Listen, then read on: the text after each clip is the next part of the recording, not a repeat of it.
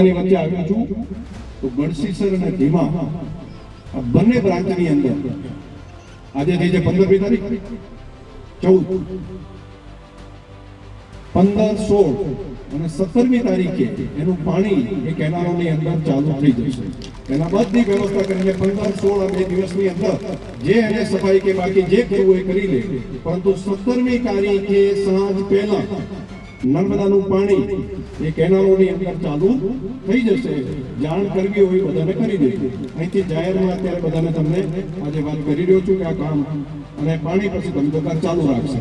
અને ક્યાંક ક્યાંક પેલા ખાતા હોય ને તો ખોલાવજો હો, 1 રૂપિયો કે જમા નથી કરાવતો.